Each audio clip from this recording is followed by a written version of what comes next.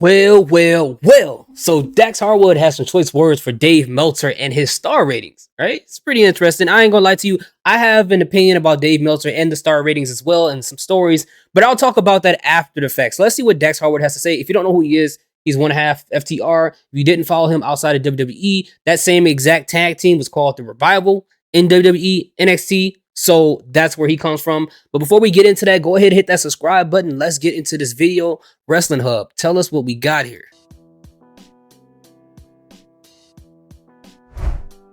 Talking about Dave Meltzer, Dax Harwood said this about the wrestling journalist. I respect Dave Meltzer as far as the journalism that goes into the history of professional wrestling. For example, when someone passes away and he writes these beautiful, eloquent obituaries. So eloquent, so beautifully put. It's incredible, and it's so detailed. I have a lot of respect for him in that aspect.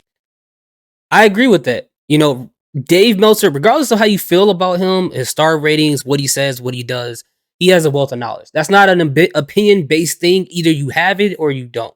You know, also with the obituaries and things, he's absolutely right about that. Whenever a wrestler passes, Dave Meltzer gives the person, whoever the individual who passed, the most, respectful, quote unquote obituaries on the Wrestling Observer, or even when he talks about them on his show. He just has so much respect for these people, and I do salute him for that. But when people start off with the nice stuff, that means we about to get into the disrespect. All right, so what's the disrespectful part? Let's get into it. What I don't necessarily have a lot of respect for is the favorites that are played, the information that is skewed to fit a certain narrative. I don't have a lot of respect for that, or even his star ratings. Rate whatever you want, however you want. If you don't believe it's 5 stars, that's fine. But I tell you this, I watched the Brainbusters versus the Hart Foundation from SummerSlam 1989. He gave it 2 stars. I'd give it a good at least 4 stars. It's a beautiful match. The way they work together and the tag team psychology and how they use each other and use the referee, that's tag team wrestling. But he didn't enjoy that match. I did. I love the match. His star ratings, that's his opinion. The historian Dave Meltzer, I have a lot of respect for. The journalist who puts out a narrative that him and his buddies want to, little less than top-notch respect from me.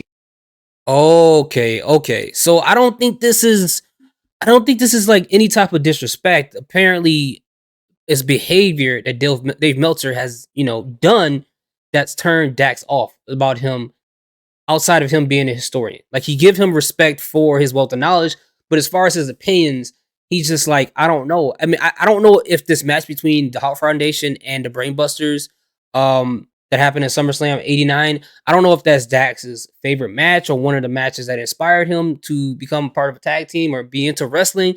I would assume it's somewhere along those lines because he brought that up for a reason, because it's like, this is the best example that I have that I feel like that his ratings are egregious. And if you feel like some type of outlet is either being bought and paid for, or you feel like that they're trying to shape a narrative and they can't objectively review something, then yeah, I can see why someone will lose, respect or get turned off by the individual. But at the same time, there is always this disconnect between a performer and a person who's doing reviews, whether we're talking about just regular sports versus a person who's a sportscaster or who's on ESPN and stuff like that have never played the sport.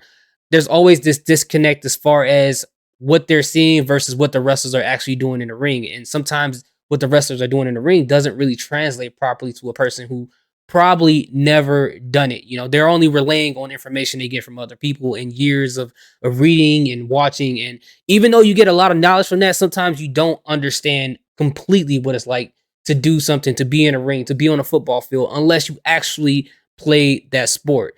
But I can see where he's going with that. Obviously, if it's a match that inspired you, like the SummerSlam match, and someone comes in and says, oh, that match that you like a lot, that inhabits all the things that you respect about tag team wrestling, and they did it perfectly in that match, me as a Raider, it's not as good as you say it is. Like, and I can see where Dax can feel like, how? Like, you're supposed to be this person who knows everything. How do you not see what I see? And there's all, and again, it's all opinion-based stuff. Everybody's not going to agree with everything. Now, for me, when it comes to the Wrestling Observer, I have a love-hate relationship with it, not because of Dave Meltzer. Mostly, one, because when I used to listen to it, when I first got into wrestling, when I first, started to understand psychology, wrestling terms like botches and things like that, kayfabe and things like that. I didn't understand those terms when I was a kid, but as I got older and I got more into it, I started to learn more. So I started to listen to Wrestling Observer, and one of the main things that used to turn me off is Brian Alvarez. Brian Alvarez. I don't know him personally, so I can't say anything bad about him as a person. But I felt like if this is who he is or this character he played, he was like overly like pessimistic about literally everything WWE did, right? And it wasn't because I was a WWE like fanboy to the point where I wanted to defend the company, because I watched other things. I watched independent wrestling probably a lot more than I actually watched regular, not regular, but the top promotions. But it was just certain things that was like, it wasn't as bad as Brian Everett made it seem like. And I'm like, all right, well, he's just playing this character where he has to be overly judgmental about things because that's how he gets the views, that's how he gets people to listen. And that's just my assumption. I haven't listened to them probably for almost a decade, but that's just what I got from there. And also Dave Meltzer, as far as his star ratings, I personally didn't care about it as much as other people did, but what turned me off on it is because the wrestling community at the time, which I'm pretty sure is kind of like that now, like his ratings and what he said will be their Bible. It will be their Bible. Like people will literally tell me a match is trash. And then once the star ratings come out, because a lot of the times the star ratings didn't come out the same day, almost all the time it didn't.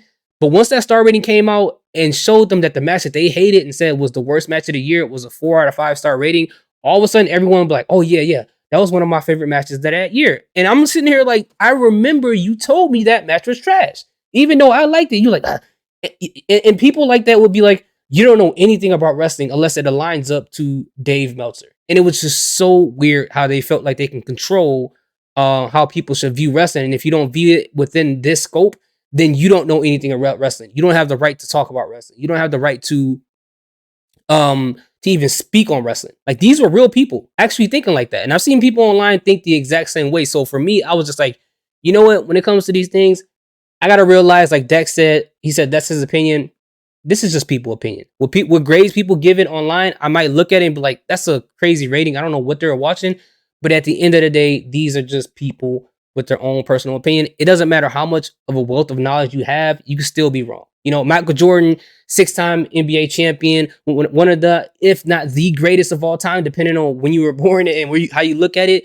He has all this knowledge of playing basketball, but look at what he's doing with the Hornets. You know what I'm saying?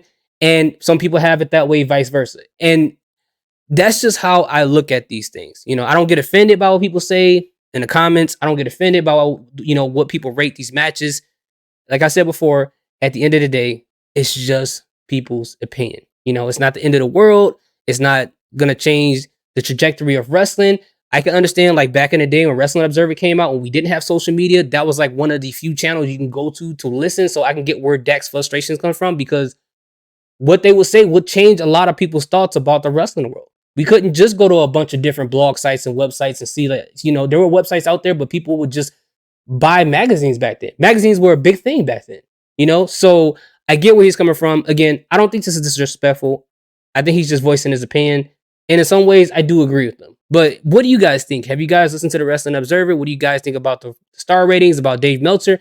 If you guys like what he has to say, great, cool. If you don't, great, cool. If you agree with Dex, great, cool. That's how I feel about it. But anyways, thank you guys so much for watching. And I appreciate you guys withstanding this mini rant that I had. All right. So go ahead and watch the other videos. Salute. Peace. Have a good day.